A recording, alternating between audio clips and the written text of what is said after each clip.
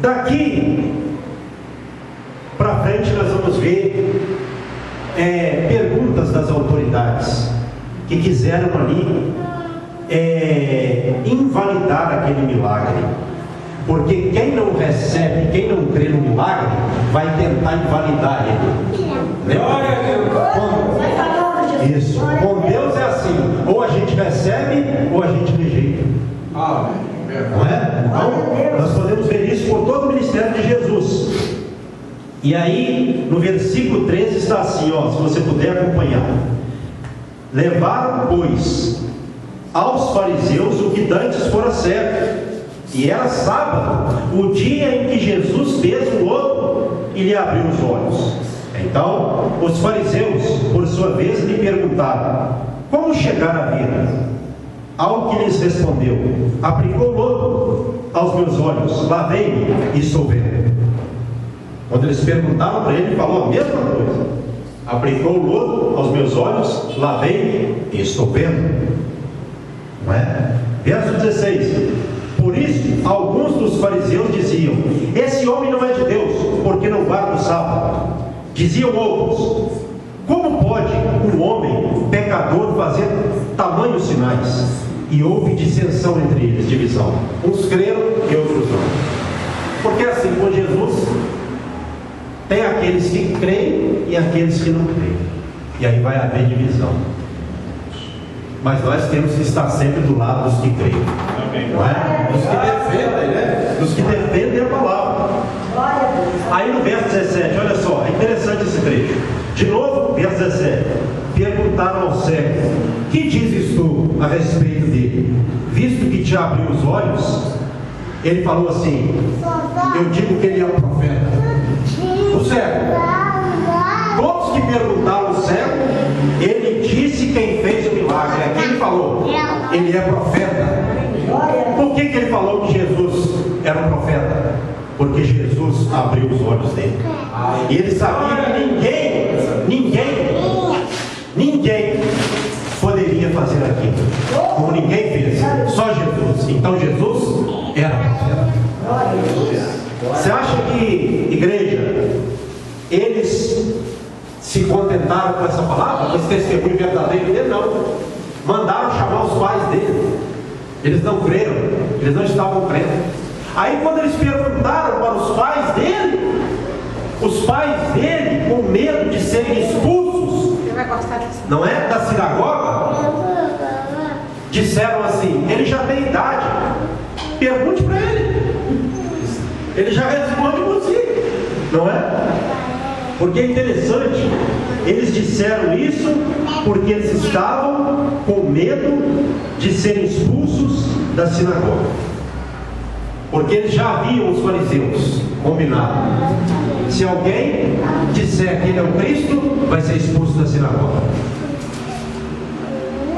Então quando você lê a Bíblia, você ser cristão, nós falamos isso ontem lá no hospital, né, no trecho, é sinônimo de rejeição. Olha só, quem eram os fariseus?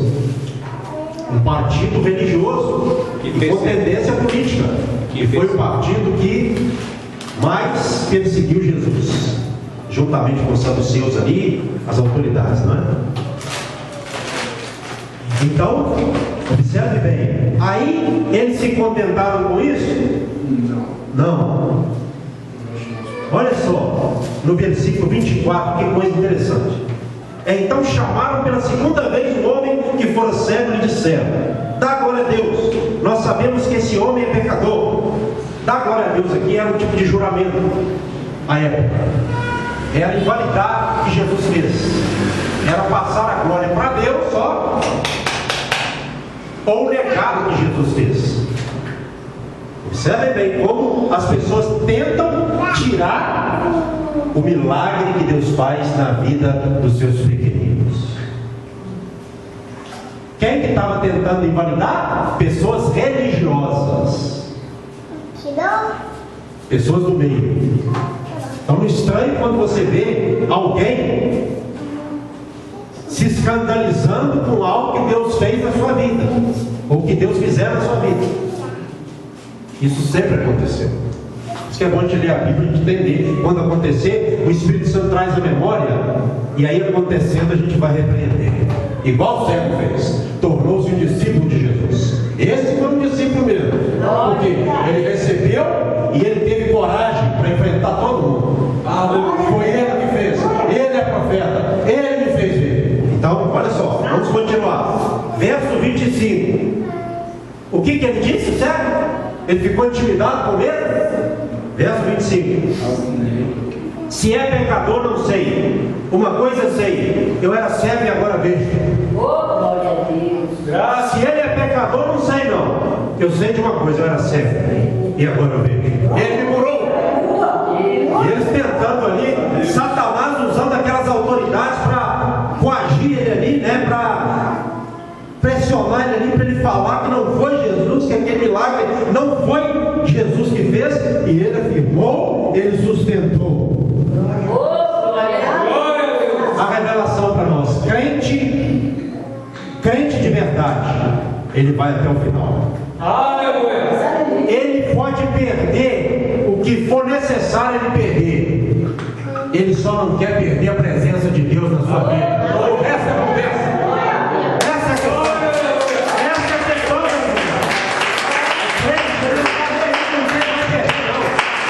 Ó, se você falar isso, nós vamos te mandar embora. Então pode mandar que eu vou ficar com meu milagre.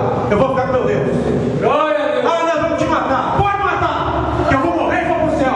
E vocês vão para o inferno. Eita glória. É assim. Crente tem essa revelação. Esse homem aqui, ele deu um testemunho de discípulo com poucos da Bíblia. Porque ele estava sendo pressionado. Essas autoridades aqui, a pessoa ser expulsa da sinagoga, para que vocês tenham uma noção, isso implicava em questão financeira. A pessoa tinha prejuízo financeiro, ficava sem poder frequentar a sinagoga, as pessoas assim, isolavam ela, era um prejuízo muito grande. Mas o cego também da sociedade. Exatamente. Então, esse era o quadro. Mas o cego continuou. E eles, com essa resposta dele, olha só o versículo de número 26. Vamos, né? Sem pular. Perguntaram-lhe, pois, que te fez ele? Como te abriu os olhos? Ele lhes respondeu: já vos disse e não atendestes? Por que quereis ouvir outra vez? Porventura, quereis vós também tornar-vos seus discípulos? Eu estou achando que vocês estão querendo tornar discípulos dele. Eu já falei de novo. Quando ele falou isso aí, eles ficaram totalmente furiosos, irados, né? Pensa bem, eu estou achando que vocês querem ser discípulos dele também. De novo, eu já respondi para vocês e estão perguntando de novo. Olha só a coragem desse servo. Então o homem de Deus, ele tem que ser ousado. Ele não pode ser abusado, carnal, mas ele tem que ser corajoso e ousado. Quando o Senhor estiver com ele numa questão, o Senhor sempre está com quem está com ele, mas numa questão dessa, o Senhor estando com ele, ele tem que ir até o final.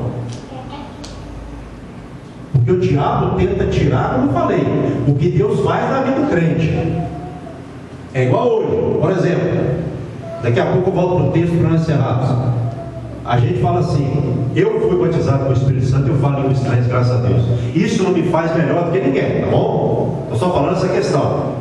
E quantas pessoas eu já debati em grupos da internet aí que falaram que isso não existe?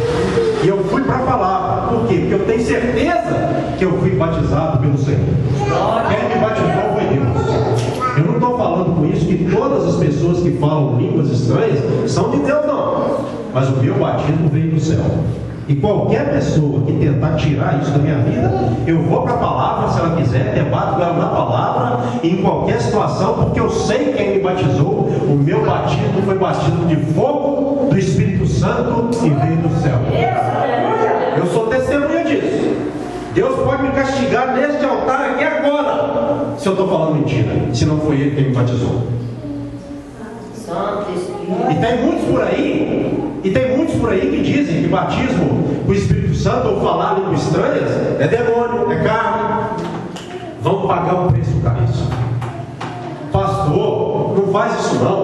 que tem a ver batismo com o Espírito Santo com milagre? Tudo vem de Deus. Quem batiza com fogo é Deus, quem cura é Deus, quem restaura é Deus, quem faz é Deus, tudo vem de Deus.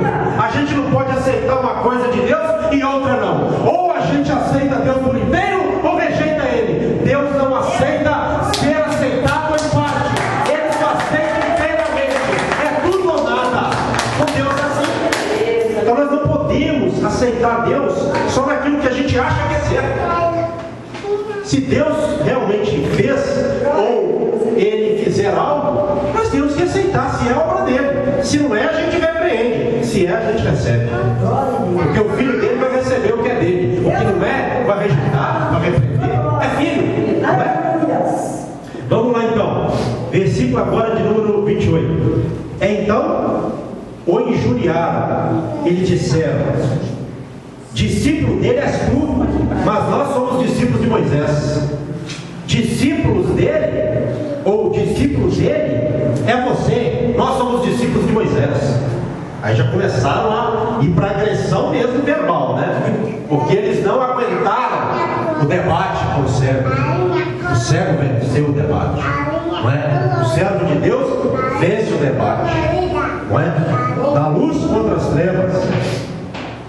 E olha só agora o versículo de número 29. Sabemos que Deus falou a Moisés, mas este nem sabemos de onde é. E o servo respondeu, olha só, verso 30. Nisto é de estranhar que vós não saibais de onde ele é, contudo me abriu os olhos. Ou seja, o que importa é que ele me abriu os olhos. As pessoas procuram saber de onde que a pessoa é, o que ela fazia, mas não aceitam o que Deus faz na vida dela. Está repreendido, Satanás, em nome de Jesus. Não é? E ele continuou afirmando. Isso aqui que é interessante. Isso é algo, olha só, vou ler de novo verso 30. Nisto é de estranhar que vós não saibais de onde ele é, e contudo me abriu os olhos. Quer dizer, o cego ali focando no milagre que ele recebeu, e eles querendo distorcer o milagre e invalidar o milagre. O diabo, ele não se cansa não. A gente tem que repreender ele hoje, amanhã e sempre, porque ele sempre vem para tentar tirar a gente do caminho, tá?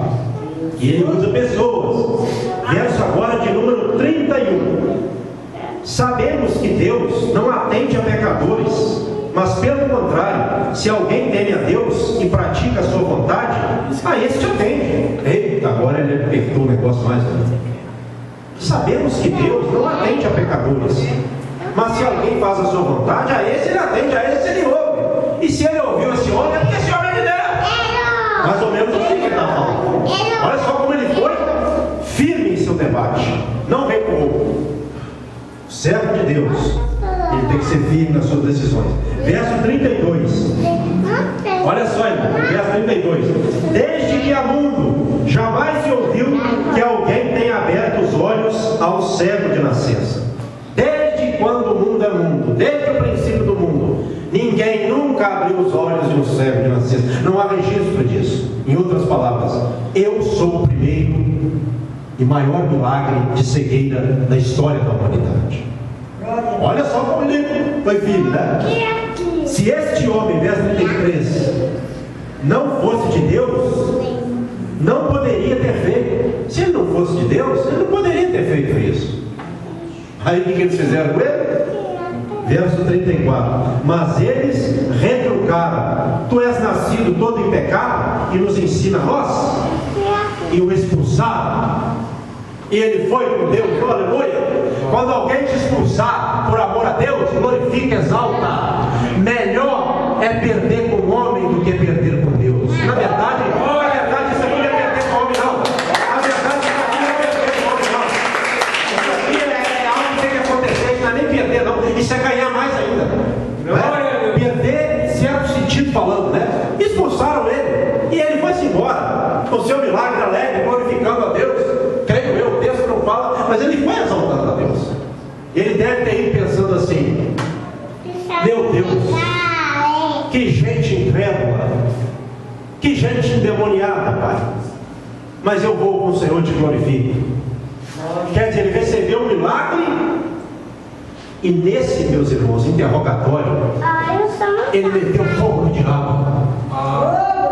Eles pensaram assim, nós vamos fazer da glória a Deus, que eu falei aqui que era o tipo de invalidar o milagre, que é rejeitar, na base da pressão, que nós temos autoridade. Mas, quando for assim, mais nos importa obedecer a Deus do que aos homens. Quando os homens tentar tirar de nós, quando chegar a esse ponto, a gente fala assim, olha, então pode matar. O céu vai abrir e estou subindo. Azar é seu.